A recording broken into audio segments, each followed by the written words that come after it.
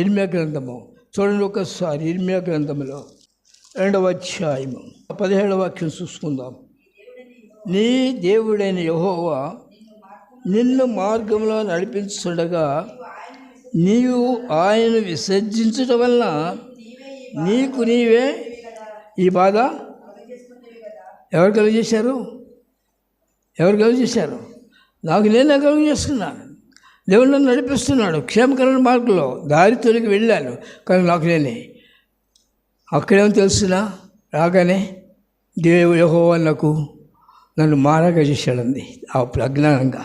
అయిన తర్వాత పశ్చాత్తాపడింది. ప్రేసలరా, దేవుడు ఇచ్చిపెట్టడు. నువ్వు ఎలాంటి స్థితిలోకి వెళ్ళావో అక్కడ మరలా నీ జీవితాన్ని కట్టుకోవాలి. నువ్వెందుకు దేవుని నుండి ప్రక్కకి వెళ్ళావో అది అర్థం చేసుకోవాలి. సాతాను ఎక్కడ నేను దెంబరించాడో నువ్వు అర్థం చేసుకుని లోకానుసరణ ఆ గాలం నుంచి నువ్వు బయటకు రావాలంటే నీ చేత కాదు, కానీ బంధింపబడి నేను విడుదల చేయటి కొరకు యేసుప్రభు ఈ లోకంలోకి వచ్చినాడు. వెదుగుతూ వచ్చినాడు, చేతులు చాపుతూ ఉన్నాడు. ఆయన చేతులకు నువ్వు రాగలిగితే దేవునిలో గొప్ప సంతోషం ఉంటుంది. ఆ యొక్క అసమాధానం అంతా పోతుంది.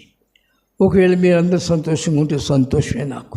మీరందరూ మహిమలో ఉంటే దేవుడు సంతోషపడతాడు. అదే అన్నాడు, మీరు పరిపూర్ణ సంతోషం ఉంటేనే సంతోషించాలి. శత్రువు జయించేసినాడు.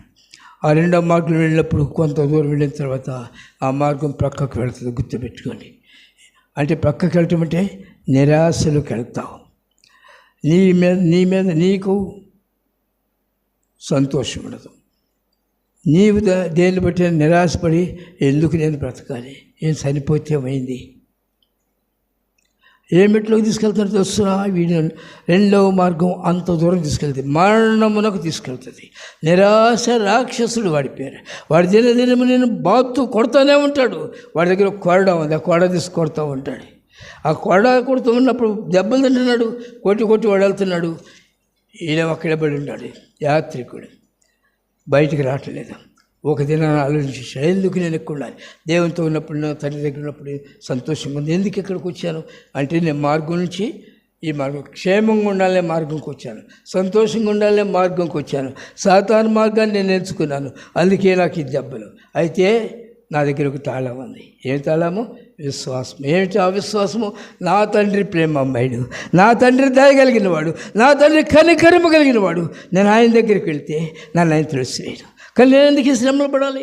నేను ఎందుకు వీడి కింద ఉండాలి? నేను ఉండను. నా తండ్రి దగ్గరికి వెళ్తాను. లేచినాడు, తండ్రి దగ్గరికి వెళ్తున్నాడు. ఆ తలుపులన్నీ తెరవబడినాయి. ఏంటి? బంధకాలు పోయినాయి. విశ్వాస జీవితంలో దేవుని నీ విశ్వాసం ఉంచితే నీ ఉన్న ఆటంకములన్నీ పోతాయి. నీ దగ్గర ఏ ఆటంకములతో బంధించాడు అవన్నీ తెగిపోతాయి. తెలుసునా? తెగిపోయి నువ్వు వెళ్తూ ఉంటే వాడు ఎమ్మడి పడతాడు, చూసి కొట్టాలని మళ్ళీ పట్టుకోవాలి. కానీ వాడికి ఒక బలహీనత ఉంది. సాతానికి ఏం బలహీనత ఉంది తెలుసునా? ఆయాసం ఉంది. వాడు పరిగెలేడు, కొద్ది దూరం పరిగెత్తి కూలిపోతాడు. అంటే అర్థమేంటి తెలుసునా? దేవుని దగ్గరికి రాలేడు వాడు. దేవుని వెలుగు, దేవుని ప్రత్యక్షత, దేవుని మహిమను చూసి వాడు పారిపోతాడు, కానీ వాడు రాలేడు. తెలుసునా? నా కాళ్ళను లేడి కాళ్ళగా చేసి ఏతైన స్థలములో శాంతితో నిలిపి, నా కాళ్ళను లేడి కాళ్ళగా చేసి ఏతైన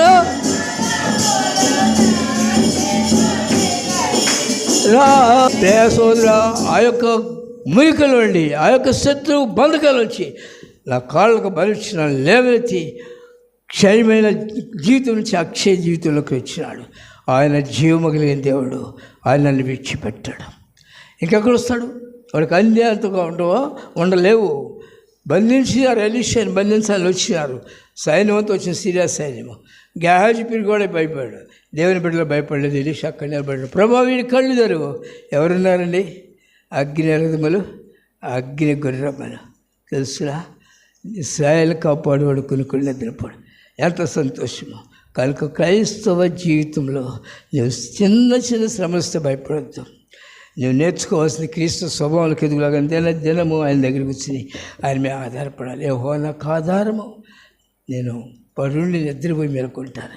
10,000 మంది మోహరించి దండెత్తి నా మీదకి వచ్చినా నేను భయపడను. 3వ కీర్తనలో ఆ మాట రాయబడింది. ఆయన నాకు ఆధారం, నేను ఆయన ఆధారం చేసుకున్నాను. ఆయన ఎక్కడికి నాకేం భయం లేదు, ఎవరు నన్ను ఏం చేయలేరు. 10,000 మంది మోహరించి వచ్చినా నన్ను పారిపోతాడు. వాడు ఒక్క మార్గం నీ మీదకి వచ్చి 7 మార్గాలు పోతాడు. కానీ నీ జీవితం సంతోషము, గొప్ప ఆనందం ఇస్తాడు. ఈ లోకంలో నీకు కావాల్సిన ఇస్తాడు. కనుక ఏం కావాలి మనుషులకి తెలుసా? ఒక క్రైస్తవుడికి ఏం కావాలి? సంతుష్టి సహితమైన దైవభక్తి కావాలి. ఉన్నతో తృప్తి చేస్తూ భక్తి కట్టుకోవాలి. అప్పుడు ఈ లోకంలో అతనికి ఏం తక్కువ కాదు. అతని బిడ్డలు అతని భోజన బలసుడు ఒలివ మొక్కలు ఉంటారు. అతని సంతానం దీవింపబడుతూ ఉంటారు. అతని తర్వాత అతని సంతానం అనేకులకు మేలుకరంగా బ్రతుకుతారు.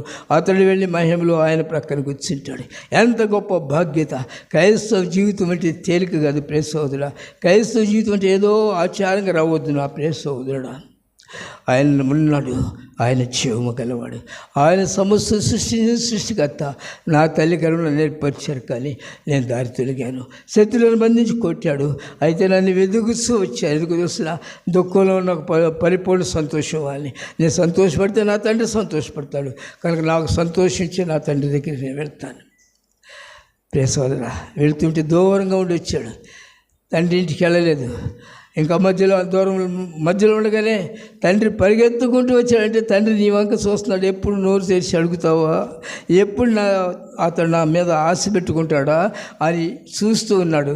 ఉందా దేవుని వాక్యంలో? లోబడిన నొల్లని ప్రజల కొరకు దినమంతై నా చేతులు చాపుచున్నాను.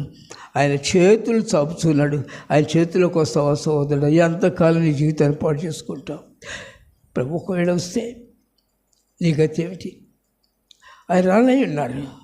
ప్రకటన గ్రంథంలో మీరు చూసినట్లయితే, నిన్ను నన్ను ప్రేమించి నీవు నన్ను రాజుని యాజక సమూహంలో ఉండాలి, ఆ పట్ల ఉండాలి. మన కొరకు ఆయన రక్తం చిందించి వధింపబడిన వాడే రక్తం చిందించాలని చూడండి ఒకసారి. ప్రకటన గ్రంథం 6వ అధ్యాయంలో నీవు వధింపబడిన వాడవై, 1వ అధ్యాయం 6వ వాక్యం కూడా చూడొచ్చు.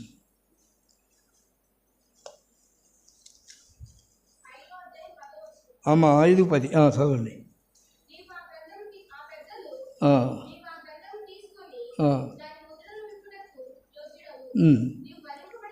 నీవు వధింపబడిన వాడపై నీ రక్తమిచ్చి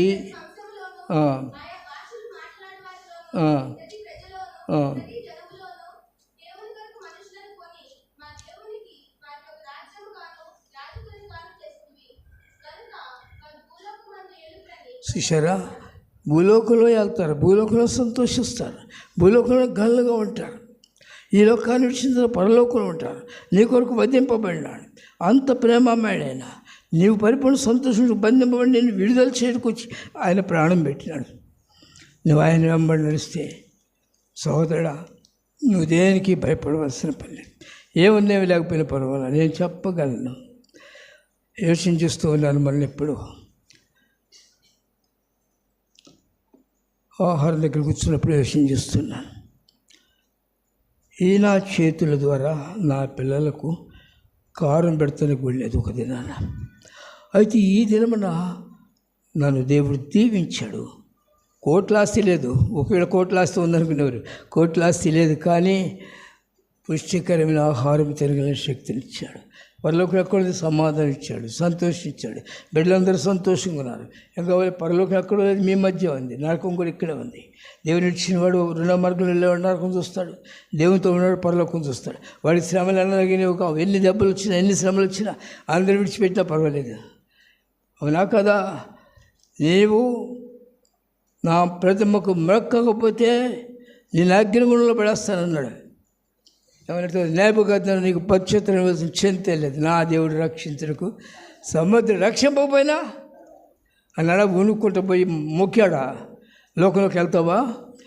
మొక్కటం అంటే ఏంటి? సహోదరులు ప్రేమించలేకపోతే మొక్కటం, ధనాపేక్ష మొక్కటమే, ప్రేసలో శరీరచ్చిన మొక్కటమే. ఏదో నీలో నీకు దేవుని కొరకు బ్రతుకున్నప్పుడు, దేవుని తోటలో పనిచేస్తూ ఆయన వైపు చేతులు ఎత్తినప్పుడు దేవుడే అక్కడి నుంచి సిగ్గుపరచడు. ఒక దినమున మహిమలో కూర్చుంటావు దేవుని రాజ్యం. అక్కడ గొప్ప సంతోషం. ఈ లోకంలో సంతోషిస్తాడు, పరలోకం సంతోషిస్తాడు. కనుక ఏ మార్గంలో నడవాలి నువ్వు ఆశిస్తావు నాకు తెలియదు. అది నీ చేతిలో పెట్టినాడు దేవుడు. ఆయన తీసుకునేది నీ చేతిలో పెట్టినాడు. తప్పిపోయిన కుమారుని తెచ్చుకోగలడు, కానీ అది తెచ్చుకుని నిలవడం. అందుకని అతని చేతిలో పెట్టాడు. వాడికి బుద్ధి వస్తేనే వచ్చాడు. ఏమన్నా ఎదురుపోయాడు, కౌగిలించుకున్నాడు. కౌగిలించుకుంటే ఏమైంది? నీ మురికంతా నా మురికంతా ఆయనకయింది, నా మురికం ఆయనకయింది. ఆయన వెలుగు నాకు వచ్చింది, ఆయన నీతి నాకు వచ్చింది, ఆయన పరిశుద్ధత నాకు వచ్చింది, నా దుఃఖం ఆయనకి వెళ్ళింది, ఆయన సంతోషం నాకు వచ్చింది.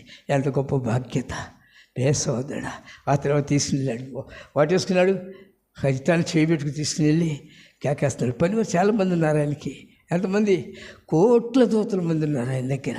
వాళ్ళందరూ ఇదిగో నా కొడుకు వచ్చాడయ్యా, ఎంత సంతోషం, ఎంత సంతోషిస్తున్నాడు, నా కొడుకు వచ్చాడు, రండి వచ్చి ఇదిగో ఇతన్ని మురికి పట్టండి, ముందు స్నానం చేయించండి.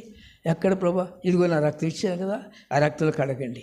ఆ రక్తము అయోటమోన్గే దొంగయో హాశోదుడాయేనో